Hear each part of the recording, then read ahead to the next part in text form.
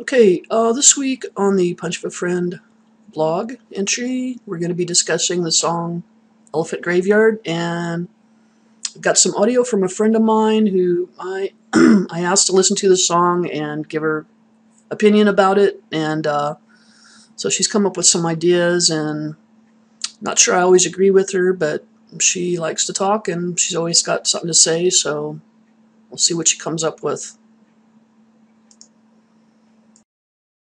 Andrea Sardone, Williamsburg, Virginia.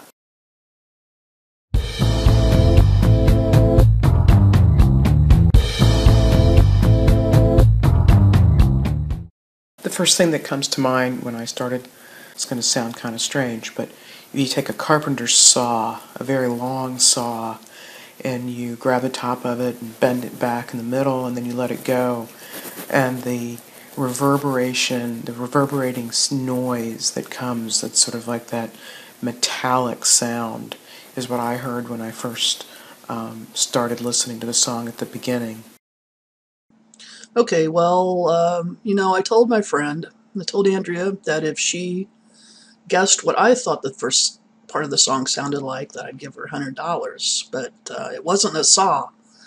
So in fact, I'm going to play just a little bit of a sound that I was reminded of when I heard the song start, and yeah, I think it's kind of interesting.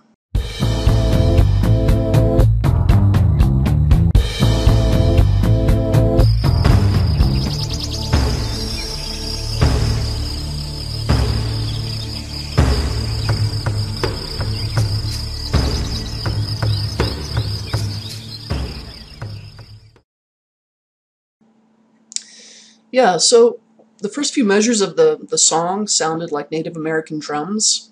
Kind of had that hollow, reverberating sound. And in the sample I played, the rhythm was a little too slow. I mean, it didn't match the same tempo.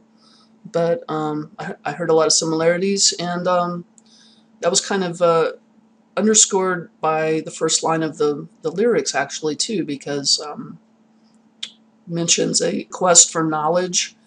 And of course, the Native Americans had their vision quest.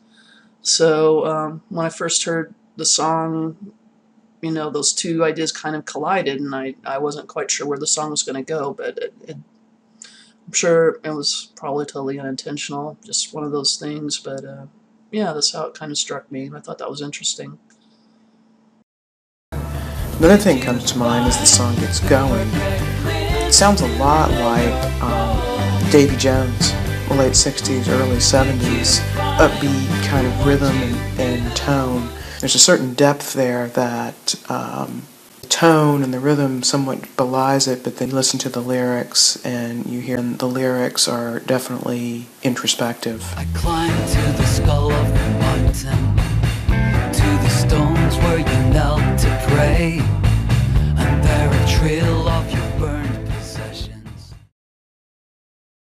As far as Duke and the Little Skeleton Dude goes, I really think that the song is about Duke, and I think it's inventory of his experiences and really having a conversation with himself.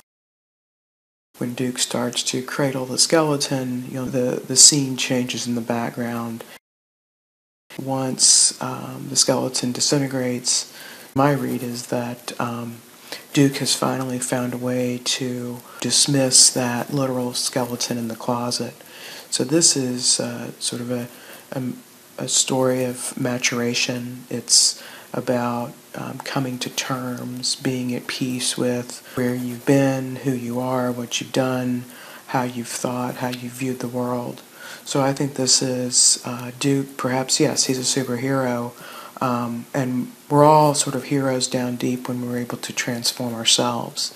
So he's literally stepped outside of himself, observed himself, and decided that, to make peace with the skeleton, which is him. So close to your life's desire, but you fell off the map of the world, off the wall and off the wire. Okay, well, that's probably about as much as anybody can stand. If you made it this far, hope you enjoyed it, and hope you enjoyed hearing from my friend, and thanks for watching. Bye.